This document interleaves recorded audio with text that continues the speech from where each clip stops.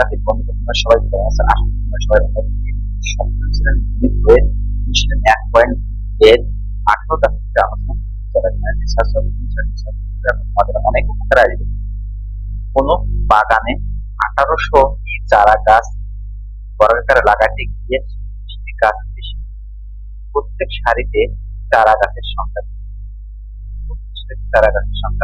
নির্ণয় করতে হবে।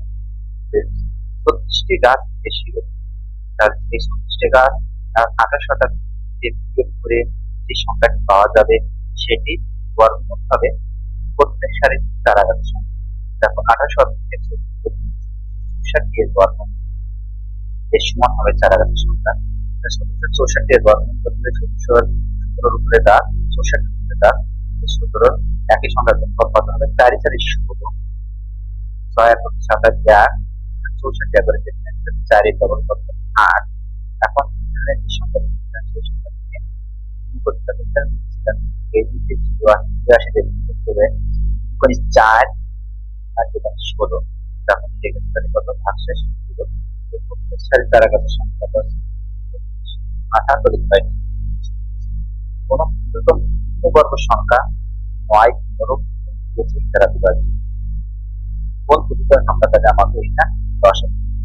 দেখো লসাগু করে 3, 15, 25 কমপক্ষে দুটি সংখ্যা ভাগ করতে কেমন সংখ্যা হবে? তাকে 3 তারিখে 9, 3 থেকে 15 আর 25 তাই না? এবার 3, 5, 25 কমপক্ষে দুটি সংখ্যা দ্বারা আমি 5 দিয়ে করি 3 সে গেল 5 থেকে 5, 5 25 তাহলে দশক কত? দশক শব্দ 3, 5, 5 তারপর 3, 5, 3, 5 যদি 325 হয় সংখ্যাটি কত হবে? 325। আশা করি তাই একটি ধান খেতে ধান কাটতে শ্রমিক নাম হলো প্রত্যেক শ্রমিকের দৈনিক তাদের সংখ্যা 10। দৈনিক মোট মজুরি 6,250 টাকা হলে শ্রমিকের সংখ্যা বের করো। প্রত্যেক শ্রমিকের দৈনিক মজুরির সংখ্যা কত? 10। শ্রমিক সংখ্যা আমি ধরেছি বা প্রত্যেক শ্রমিক দৈনিক মজুরির সংখ্যা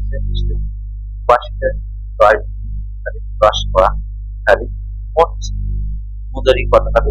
10 পদ থেকে শ্রমিক সংখ্যা গুণ করলে মোট প্রত্যেক শ্রমিকের দৈনিক মজুরির সাথে মোট 10 পদ 10 মান 10 প্রশ্ন মতে দেখো দৈনিক মোট মজুরি এটা দৈনিক মোট মজুরি সমান এইটা।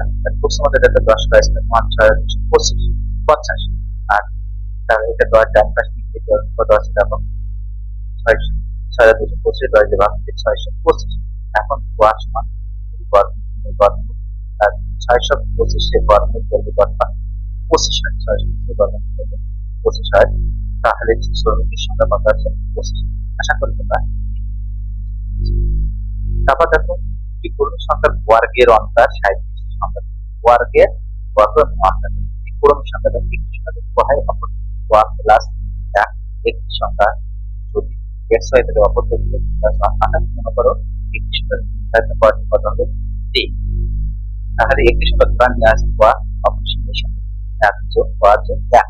তাহলে এখানে দেখো সংখ্যা বর্গের অন্তর কোনটা? y প্লাস 1 বর্গ বর্গ বলে অন্তর মানে বিয়োগ তারপর এটার বর্গ সংখ্যা বর্গ সমান 37।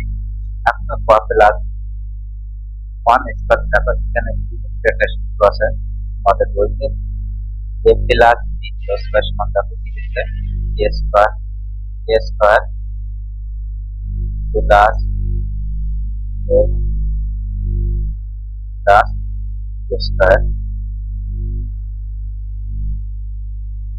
এই সূত্রে আমাদের বইতে আছে আমি এই সূত্র করতে এটা y প্লাস 1 সমান আমাদের প্লাস b সূত্র তাহলে এর জায়গায় y আছে y স্কয়ার প্লাস জায়গায় a দিতে y ইনটু 1 কে দেওয়া হয়নি তারপর y তারপর b স্কয়ার যত 1 স্কয়ার 1 স্কয়ার তার 1 স্কয়ার অর্থাৎ 1 স্কয়ার দিলে যা আসবে তাই এখানে 1 স্কয়ার দেওয়া হয়নি মাইনাস y স্কয়ার সমান 37। y স্কয়ার থেকে গেল তারপর তারপরে প্লাস 1 সমান তাহলে 1 টাইম চলে গেল 60 থেকে 136 সমান 60।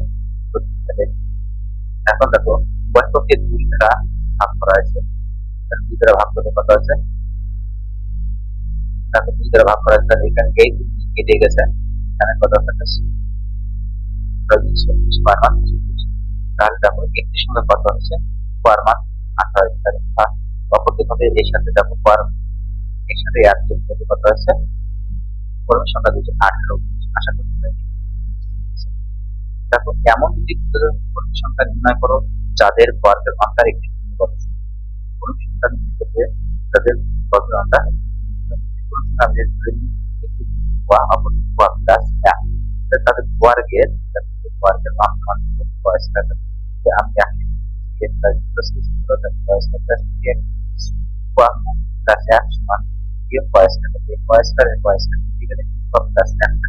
এখন দেখো আমি কোয়ার মানে এক দুই তিন চার তিনটা বসিয়ে দেবো, কোয়ার মানে এক করি তাহলে এখানে এক যোগ এক সমান তিন, তারপর দুই থেকে দুই আর তিনটা পূর্ণবর্গ সংখ্যা না, পূর্ণবর্গ সংখ্যা না, তাই একই সংখ্যার দুটি একই সংখ্যার ফল তিন দুটি একই সংখ্যার ফল নয়। কোয়া প্লাস সমান তারপর কোয়া এক একটি করে বসিয়ে দিলে সমান কত হচ্ছে, দুই আর একটা পাঁচ, পাঁচ পূর্ণবর্গ সংখ্যা নয়। তারপর কোয়া সমান তিন তিন এখানে বসে তিন তিন এক ছয় এক সাতটা পূর্ণবর্গ সংখ্যা নয়। কোয়া যোগ চার, কোয়া সমান চার, চার এক চার দুগুণে আট যোগ একটা নয় আছে, পূর্ণবর্গ সংখ্যা দেখো নয় আছে। একই সংখ্যার ফলটা নিতে পূর্ণবর্গ সংখ্যা। তারপর দেখো কোয়া সমান পাঁচ দিলাম, পাঁচ যোগ এক সমান 11 এর পূর্ণবর্গ সংখ্যা। দুটোর সংখ্যাটি কত হয়েছে, একটা মান হচ্ছে চার, তাহলে অপর সংখ্যাটি কত হয়ে যাবে, একটা অপরটিকে দশটা চার, তাহলে আমি এখানে আমার সাথে এক যোগ করে অপরটিকে দশটা চার ও পাঁচ। আশা করি তোমরা